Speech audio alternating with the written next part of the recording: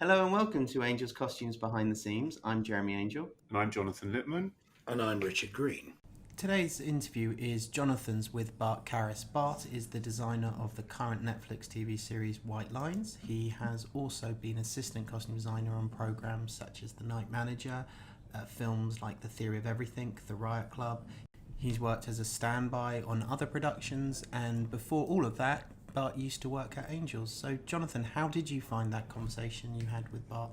It was a great chat because I really wanted to draw out the early process and how he got to the point that he has got to today with his work and what he's achieving with his design career and how he is able to put that experience into practice, previous experience into practice. I mean, he's an extraordinarily thoughtful designer. I thought his process is just really interesting, how he's learned things and the osmosis and just watching and talking. It's fascinating to hear how he's always done that and known to do that. Yeah. Well, it's inspiring for youngsters that are at the point where they want to enter the business. They're not sure about the route that they need to take, what they need to embrace in terms of the world that they want to inhabit, and how they then specialize in whether they want a career in design, whether they want a career in making, whether they want a career in supervision.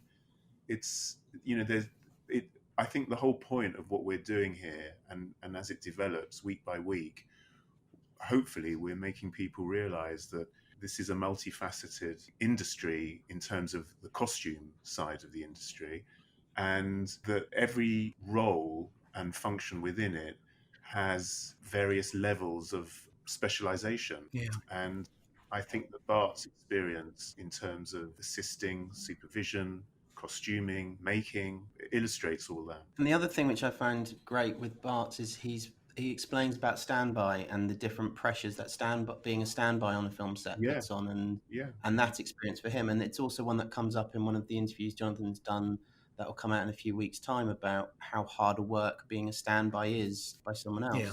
With David Davenport, I think it's about acknowledging that it is a team effort, and the team relies on detail and thoroughness. Yeah, and the actual skills that somebody who's on standby actually have, that attention to detail, the ability to remember and the ability to focus for a fair amount of time to ensure that continuity and things is really quite a special skill, isn't it? Yeah. I mean, I can think of nothing worse if you're standby for military and you're not a military expert, just to make sure everything's in the right position. That must be one of the most nerve-wracking things if you've got a principal in uniform.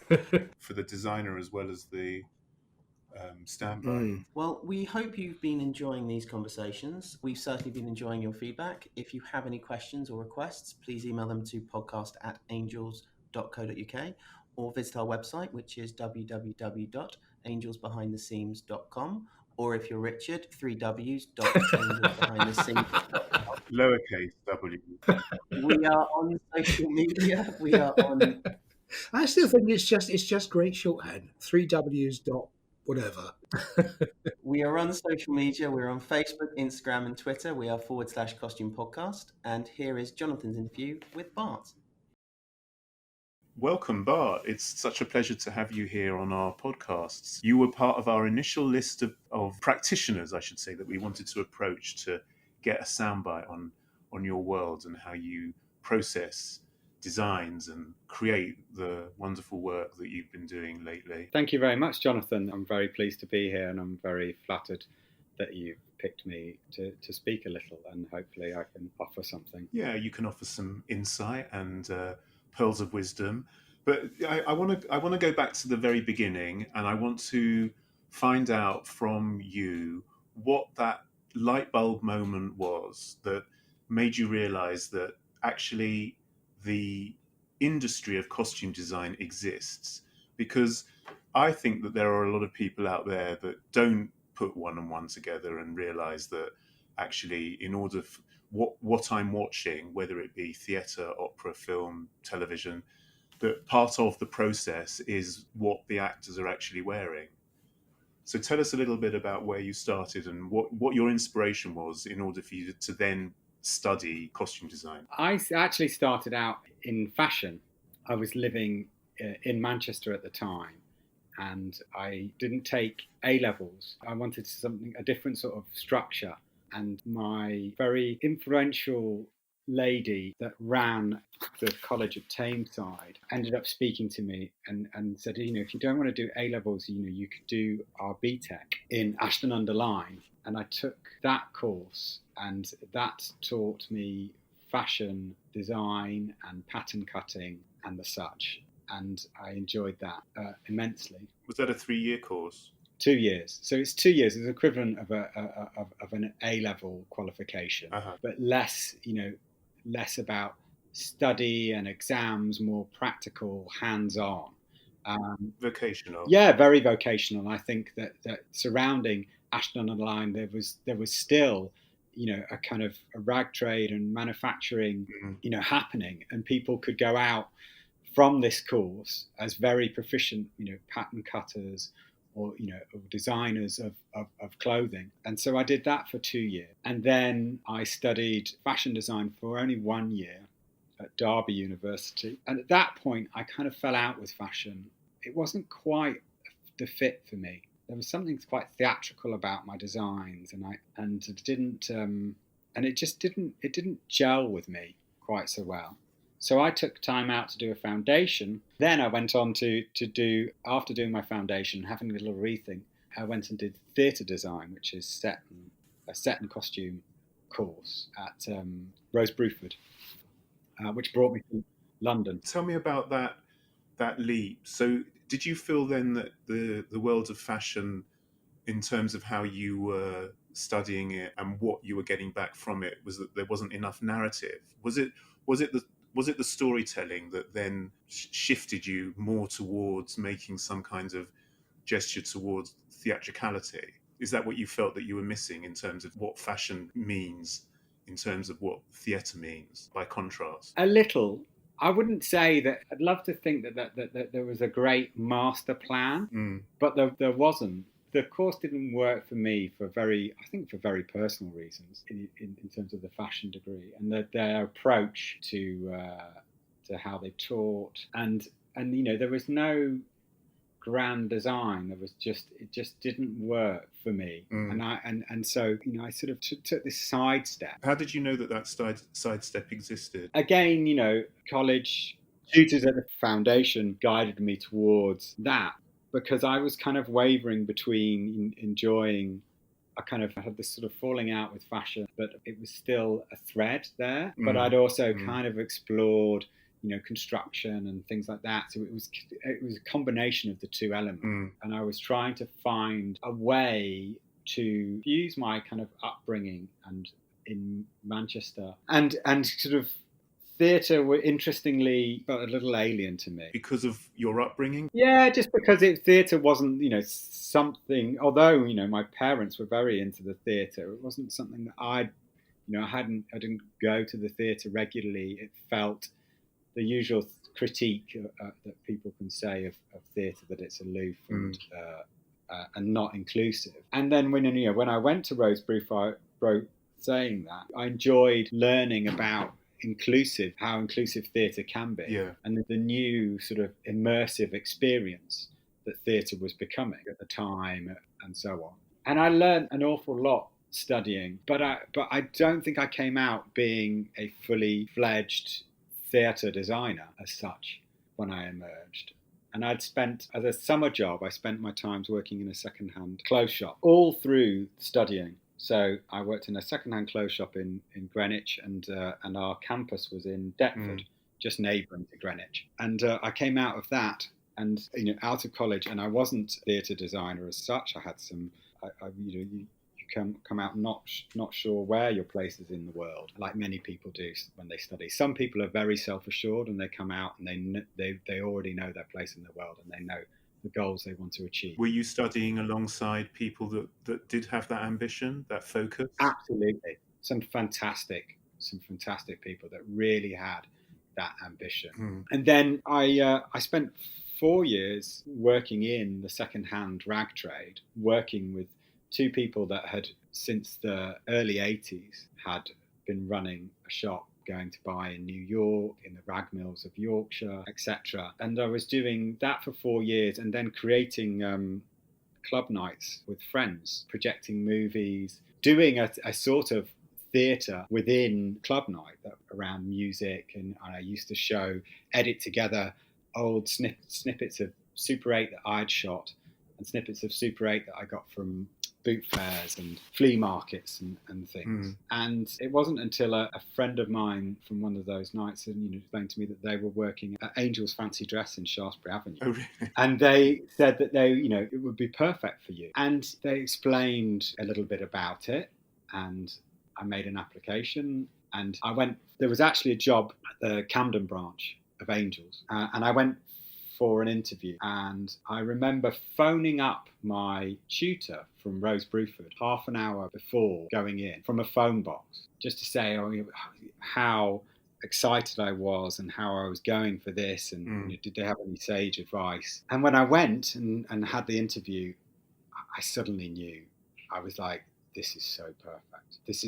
I was enthralled by the place. Who interviewed you? Do you remember? Richard Davis. Oh, right. So Richard interviewed me, I got showed around, and I was like, this is everything that I want. And suddenly I didn't even know it existed, that there was costume for film and television. I just didn't even think of it as a part. Asking you a bit of backstory to get to this point is funnily enough, exactly the common journey of so many of us. And in fact, one of the conversations a shared conversation between Richard, Jeremy and myself is that we also knew nothing, not so much Jeremy, obviously, because he's by osmosis, he's been brought up with the whole thing, but certainly Richard and myself knew nothing about an organisation such as Angels. And in fact, it was both of our mothers that sort of got us into the situation where, there's a company called Angels and they do this, and it might be right for, and in fact, it wasn't until the interview and day one, and then getting an awareness that suddenly, so this is what does that and that, and how remarkable is that suddenly, that's the light bulb moment, isn't it? Or maybe the twinkle of the light bulb. Absolutely. I mean, I knew this is what I wanted to do. Do you think it was playing with clothes, or was it telling stories through clothes? What was it that was exciting you? I think that it is telling stories with clothes. Clothes have a narrative. Sure. And I think each individual garment has a strong personality. And I think I kind of learned a lot about that. I'd started handling clothes, working in the second hand, in the rag trade, going to the Yorkshire mills and buying these clothes and touching existing clothes. We'd take the clothes from the rag mills, bring them back, steam, prepare them, give them a new lease of life, put them on a hanger, and then I'd be in the shop selling them to people trying them on, people doing transformations to go to 70s nights, or just somebody just sort of super cool. There was the sort of acid jazz scene that was happening down in Greenwich at the time, and people liked old Levi's corduroys and how you put those things together. So Angels was that on steroids, 110%. It encapsulates all of that, doesn't it? It was like the best treasure trove of amazing clothes that you could dig about in and try and get a feel for things. And it's how it brought it to life. I'd done an awful lot of study. I'd done history of costume, for what was throughout 2 years BTEC, a year of a fashion degree, a foundation, then theatre college for another 3 years. I'd done it in practice, but suddenly you were bringing it to life. Did you feel confident with applying all of that studying to the actuality of putting together, for example, a 1940s man suit? No, I started again. The learning started at Angels. There'd been a foundation for it, but actually physically we're bringing history alive, giving these garments a voice on a person. You had to learn from your older, wiser costumiers. You had to learn by assisting and costume designers that were coming in to use the building. And yeah, it didn't start off confident at all. So if Richard Davis interviewed you, what was the job that you were taken on to do? Like assistant training costumier or assistant? Richard turned me down, but Shelley said to me, "We've turned you down, but check in with us in a month's time because there might be something for you." And I did, and I started in fancy dress at Shaftesbury Avenue, and I did about 2 years there. Right. That was dressing people for parties and the such, and doing quick transformations. Sort of think on your feet, keep it interesting for the client, come up with suggestions and help them transform in a way. And then I came over as a junior costumier to the men's period department.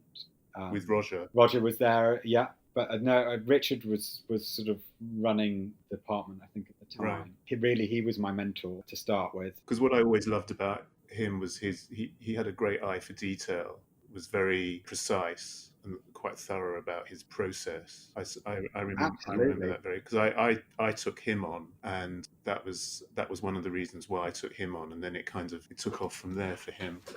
In that respect, as you were describing this, I was trying to remember. Did you remember me from then? Yes, you would have linked with more towards the contemporary department. Is that right? Or Yeah.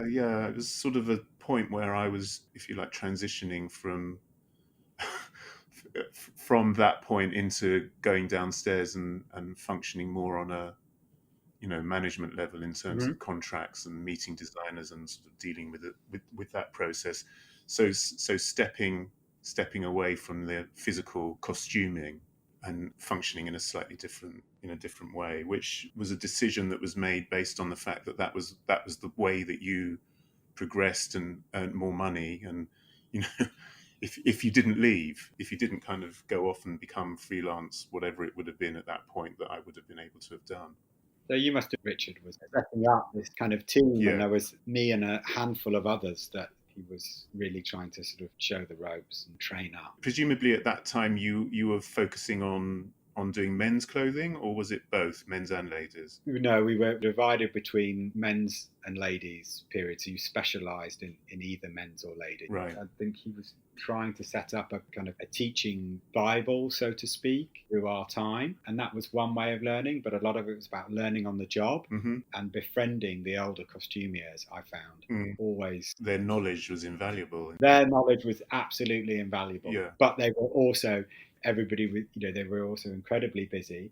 You didn't want to take up too much of their time, but you wanted to kind of learn a different, how to tie a cravat and in a different way. You needed to go to them. Was that Mike Hodges and Alex and Denny? Was it around then, or had they gone? Yeah, they were around then. Right. So there was a whole structure of employees who really knew what they were talking about in terms of the details, like how you tie a tie, dependent on what kind of a tie it is and what date it is, chronologically. Absolutely. So where to position something, and how it works with the balance of a collar and all of that, and that does take time, and it's interesting how there are a lot of students that emerge from degrees and qualifications and with the expectation and perhaps a little bit of entitlement and think that they can just start running. Whereas, as you've just described, it's all about that process of absorbing everything that's going on around you.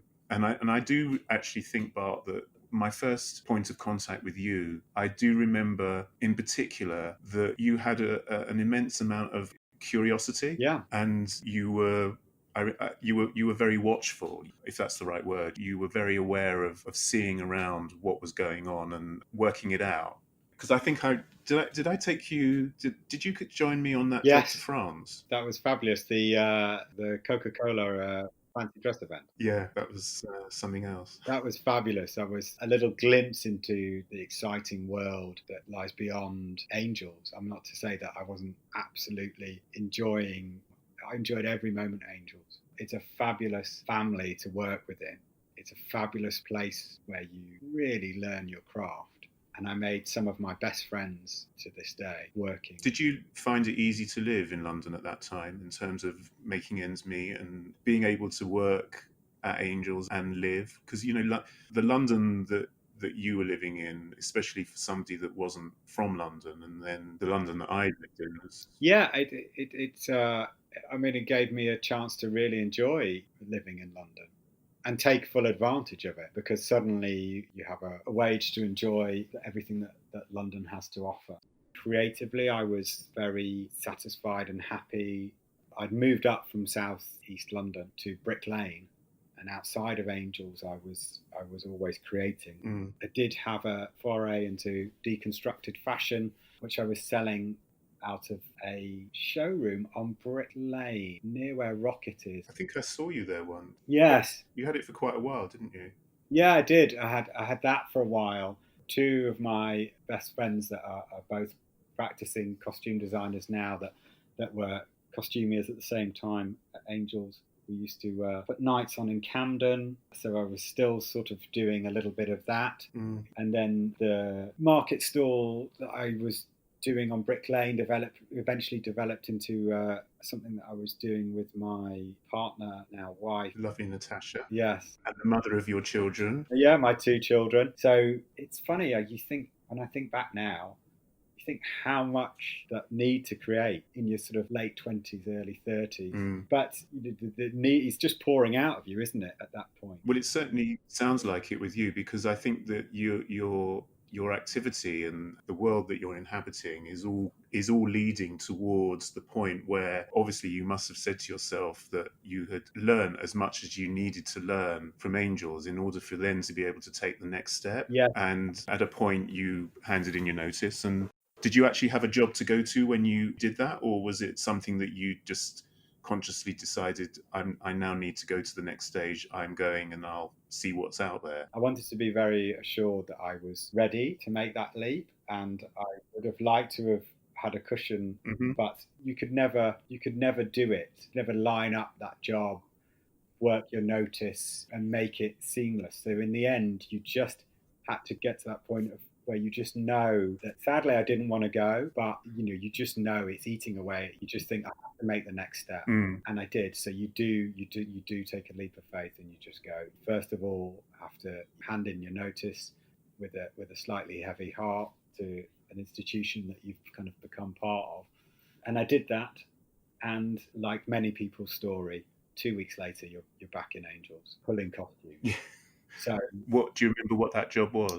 Yeah, Susie Harmon took me on, and I came back in to work on the Magic Flute. Oh, so it was as recent. Okay, I didn't realise that it was that job, because we've interviewed Susie and we are about to interview Christopher. Oh wow, Christopher Oram, yeah. Was obviously transitioning across from theatre into film at that point. So did you know Susie in order for her to approach you to employ you, or was that something, did you meet her through Angels? Do you know what? So I met Susie at Angels while being a costumier on the floor, but I'd known Susie prior to that when I was doing my fashion degree, my art foundation at Derby University. Right, so there's a bit of history there. Yeah, so there was a bit of history there, and both of us were doing very different things to what we ended up in. And it was quite a surprise to meet her rummaging about in the shirt room at Angel. Did you sense at that point that you had decided that you were going to move on? Had you mentally, were you thinking to yourself when you were sort of seeing work, observing work going out the door, did you think, well, I can do that, or I could do it better than that, dare I say, or I want to have a go at that? Was there a feeling that you were ready for the next challenge? Yeah, it was again, I don't think you really know what to expect. I didn't really know what to expect, but I wanted to move on to the next challenge. So you step into the world of freelance, and you've got Magic Flute as your first job, which was a complex little number, wasn't it? First World War trench. And absolutely. I mean, I think I learned the mechanics of filming something. So I started in my comfort zone, helping prepare costumes to go out of the door, and then driving to Shepperton Studios. I was a standby, but I sort of started out doing some prep and pulling and fittings in the build up to the start of shooting. And of course, from Susie's point of view, to have employed you with the wealth of experience that you built up at Angels, you could step into Angels on day one and know exactly what it was and where you needed to go in order to get what she needed. So it was a win-win situation for both of you. Yeah, absolutely. That I helped in that sense, but then I got to learn the shooting, the filming floor. Sure. And that was a whole new curve of learning. And how quickly were you then, from that point, able to move up through the ranks from standby to whatever the crowd and being responsible for, different sections? Quite quickly, I did a couple of jobs for Susie. I also did a standby role on Rock and Roller. And then I started to get employed a lot more as a costumier, which was, it was good to do standby, but it wasn't my forte. You have to be a much better people person than perhaps I was. But I struggled with standby a little bit. I was much more comfortable with the behind the scenes. Just for the sake of our audience that aren't aware of what the title standby means, it's essentially the person that takes the actor. Correct me if I'm wrong, but it's tell us what was the role of standby? So the standby's there to help dress those artists in their costumes for the relevant scenes that you're shooting each day, take them to set and oversee the continuity of that costume, so that when you're shooting out of sequence or when you have large breaks in between shooting and you need to keep an eye on all of these different elements to make sure that a collar's in the right place, that if it's incredibly hot, they don't perspire so much that it's showing on camera, unless that's an element that you want to show. You may be adding elements of breakdown. You're helping that costume look its best, but also come alive. You're also meeting the criteria of the filmmaking process in terms of the schedule. Yeah, that's what I was trying to get to. Yeah, within the filming process, which is not a linear, straightforward scene. A dialogue over a dinner scene supposed to have taken place over, half an hour, but in film time is 4 to 8 minutes, can be shot over the entire day. So it's a craft to make that real and believable. It's a skill, but it's not necessarily a creative skill, because you're working with the substance that you're given by the designer. So it's a very clear job, and there are people that function within that world brilliantly and do not want to do anything but costume standby for all the reasons that you just described. Yeah, I think I found myself, I was incredibly nervous. I was incredibly nervous of actors, which is weird, where on set I was at the time, which is weird because in a fitting situation, I wasn't. It was very different. It's a real craft. It's a real craft being standby, and they're incredibly good. And hats off to them. They are the front line of delivering designer's vision to camera. Yeah. And I really respect what they do for me as a designer now. I really struggled with it over 10 years ago when I was trying my hand at that. I got invited more and more to go and pull at Angels to fit, large crowd scenes. I'd had that experience with you in France at Angels that had prepared me for doing a big crowd scene. So early memories of working on something like Atonement, where we did small scale fittings for some of the London scenes, and then we did large scale fittings for something like the beach scene, thousands of soldiers in Redcar. And increasingly I got invited to do more and more of these sorts of jobs. And how amazing to hear that you had the opportunity to work that out through the experience of going into all those different departments and seeing how it functions. I'm very admiring of your tenacity, because it takes a lot of effort to kind of show up on day one and do your thing and get into the rhythm of it, and then to realize that it's not just that, there are other aspects to the job, and pursuing it. And I think that the relationship that you had with Stephen Noble on the jobs that you two worked together on, and the trust that he placed in you in order to do the work that you did to support him and to kind of keep the vision going strong through the work, maybe gave you partly the confidence in order to step out and do your own designing? Absolutely. Stephen gave an awful lot of trust to me, and it helped us create together some really good shows. Oh, you got some lovely work done, and you got great looks going for the men and the women, and there was so much precision and thought and creativity. It was a good time, wasn't it? You were literally rock and rolling from one project to the next. Yeah, we were working quite consistently. He had a little studio just up from where I lived, and just off Broadway Market, which is where me and Tash had our little market stall going concern that we did at the weekends. And that studio that Stephen shared with some other very prestigious costume designers was where we would sit down and start a project from scratch, collecting the images, picking the rest of the team and building something. And he would invite me to those early meetings where you go into a studio, meet with the director, meet with the producers, and then literally we would go back to his studio, and you'd be like, build this thing from scratch. You would scratch your heads and think, right, we've got to turn this from mood boards that he'd done for a pitch. We then expanded the research and built on that. And with him, I very much felt like we created shows from nothing. So, you built up a momentum and generated something. And I saw a project from start to finish. It was a fabulously creative time, and he got some fabulous projects and kept inviting me back. And I had a great time. I travel. I've always said that I'm very lucky to have ended up in this as a profession.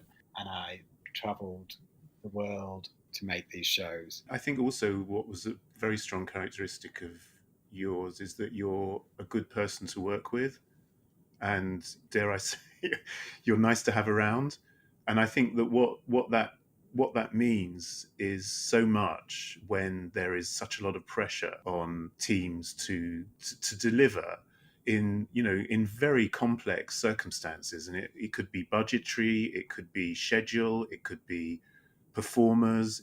There are any number of reasons why this job is an incredibly complex job, and the productions are huge undertakings. Even the smallest work, which you then ended up, your step into designing was on relatively, compared to what you had been doing previously, small work, and the budget was set accordingly, I believe, and you had to learn your craft again through that perspective. Yeah, each show offers a different challenge, and it's rising to those, and it's making it work with the means that you have, and whether that's planning and putting a show together, or whether it's reacting in that moment. The situations of filming changes something completely, and you have to come up with something. You also have to disregard the ego and present a solution. The whole purpose of the job in terms of the creativity is also to be solution orientated. Absolutely. I think that's where what you were talking about in terms of personality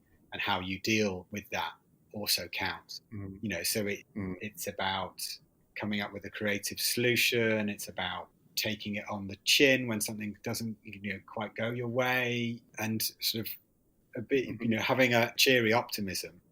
There's the old adage that everyone said, all you really need to do is be fun to be around and have a car.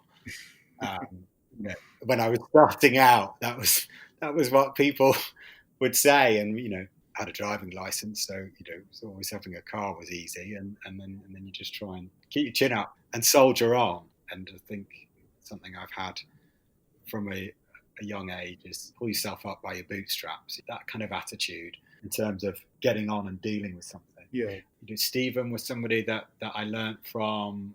Adele was a fantastic person to learn from. Her creativity was fantastic. Her method of research was very thorough. Very thorough. That's Odile Dix-Moreau, who's wonderful costume designer. Yeah, she taught me how to research characters and really bring them to life. And someone like Susie Harmon, she was always very good at a crisis or thinking on your feet. She and a fantastic, again, cheery optimism, not a problem.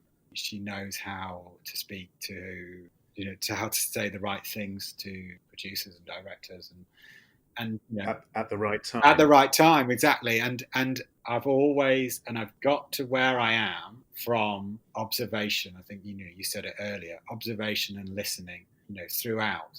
So whether it was being angels and speaking to the experienced costumiers, then going to work on the shooting floor and just absorbing it. You can learn so much from it, just being around camera, seeing how they shoot it, seeing how people react, learning a completely different language on set.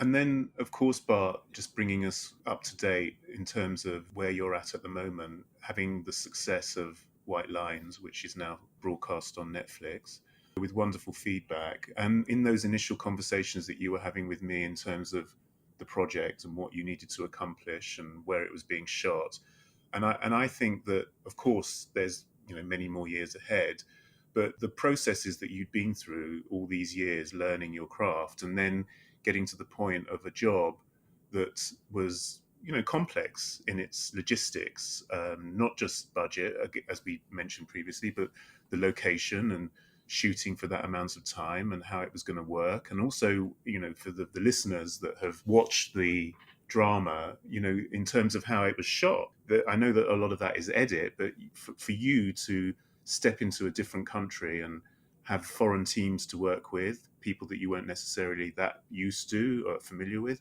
and I think that you dealt with it with a level of maturity that will only then now take you further, and massive accomplishment. And I really congratulate you for it, because aside from the actual process of the work is good.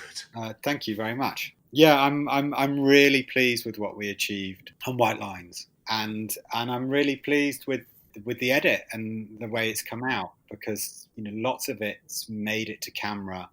Every frame is a fabulous visual feast. Just the costume, and it was a fabulous job for me to be offered at this stage in my career. It was something that I'd done under the wing of Stephen, but this was me heading it up, as you say, in another country with a foreign team. But yeah, I'm absolutely thrilled with the way it's turned out. Well, so you should be. And would you say that of all the projects that you've worked on, the one that you have most enjoyed designing is White Lines? It is to date. It had a fabulous personal resonance for me. I was sort of brought up in Manchester. Drugs in Manchester. Yeah, around the same time. So resonated for that. But also it had all the other elements. What was interesting, what made it more interesting than it just being a sort of 90s rave culture thing, was that it also had, you had to create a real believable Spanish side to it. So I tried to be sensitive, and I tried to observe, and I tried to create those characters, and that's what makes it very interesting contemporary job to do. Were your Spanish performers bilingual? I know that your lead man was Portuguese. Was that Spanish family, the Calavas? What was their last name? Calafats. Yeah, were they bilingual? They were all mostly bilingual, yes. Only Sissy from the nightclub was not. Right. Well, you know what? This kind of draws it to a natural conclusion, and I'm really thrilled that we got the opportunity to have this chat and to dissect your career so far.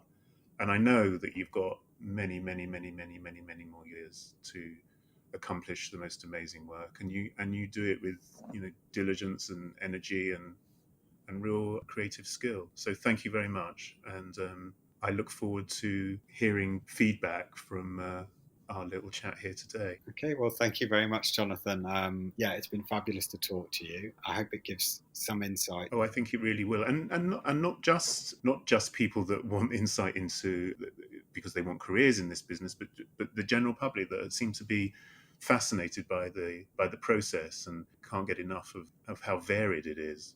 Thank you very much, and I look forward to seeing you in the flesh very, very soon. I hope so. Thank you very much, Jonathan. Nice speaking to you.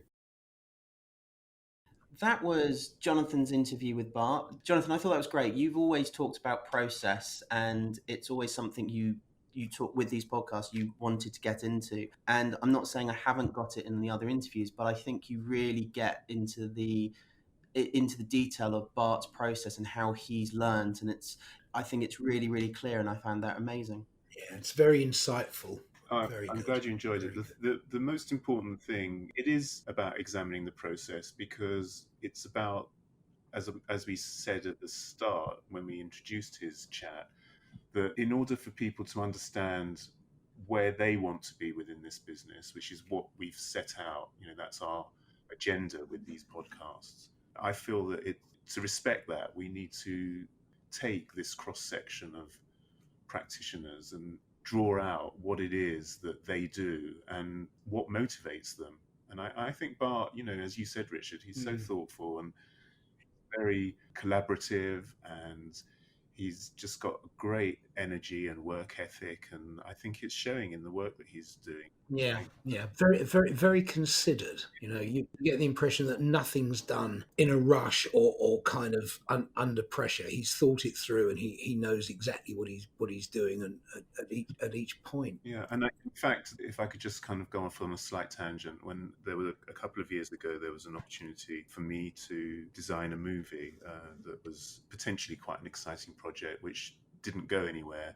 When I was given the job, I had to think about how to structure the team, and the first point that I made was a conversation with Bart, because I saw very much a possibility that he and I could juggle the work together, and we did actually have a couple of weeks worth of work together in terms of research and talking about the project and going through the script, and it was a fantastic couple of weeks, and I really enjoyed it. I had the opportunity of working with him. I think what's interesting for me listening to the conversation is he mentioned his first job away from Angels, which is his first job as a standby as well. That was Magic Flute, which was one of my jobs. I didn't realise that was Bart's first job as the main standby, because you couldn't tell on set. He was very calm and confident. The cast all liked him, and he definitely didn't feel like a fish out of water for someone for their first job away from Angels as a standby. And that's pretty kind of deep end, actually, isn't it? When you think about it, your first job outside of the company is actually right at the sharp end. And dealing with opera singers, not actors. All of them. Some of them were actual opera singers as well, and he was completely fine as my memory. There's no bad memories I have of that job at all. And I definitely remember working with Bart. As I said, there was never a case of anyone thought any less of him. He was completely on top of everything. That was the one we did with Susie Harmon, wasn't it? And Christopher Oram, yes. Yeah, Christopher Oram and all those uniforms. I remember having to be at Heathrow Airport, waiting, again, last minute, for them to come in and be cleared through customs or something, because we made 100-odd uniforms for that show. Oh God! 8:00 on a Friday night at Heathrow Terminal, whatever it was, the cargo terminal, waiting for these damn boxes to come out. Surely that's better than sitting in a factory in Turkey. Yeah. Thanks, Jonathan. That was a good one too. Well, that leads us actually quite nicely, talking about organisation and taking delivery and everything like that, to the interview Richard conducted, which is the next one we're going to release, which is our interview with Kenny Crouch, who is a supervisor of renown and has been in the industry quite a few years and has a very good reputation. And Richard, what do you want to explain a bit about Kenny and the interview that's going to come? Yes. I mean, it was nice to talk to Kenny because, of course, as I'm constantly being reminded by your father, I'm quite old now, so we go back a way. Kenny and I were both at Berman's in the 70s, and as you'll hear in the interview, he got poached by a wardrobe person, went out and did it, and basically he is top of the range wardrobe supervisor. You just need to look at some of Kenny's credits to understand what sort of productions he deals with and where his position is. You have things like Justice League, James Bond, Thor, Captain America, Inception, The Pacific. The list goes on and on and on. Kenny is, as Richard said, top of the game as a wardrobe supervisor, and it's a fascinating listening to his story and what he does. We hope you've been enjoying these conversations, and we look forward to seeing you on our next episode. And here is a small sample of Richard's interview with Kenny Crouch. And the other big change, I mean, we used to work for the director. His film, if he was happy with a costume. Now there's 20 people that have a say. I'm on conference calls with execs and marketing people, and it's just extraordinary that everyone has a say now on the look. Don't make the costumes too complicated, because it will make the dolls more expensive to make.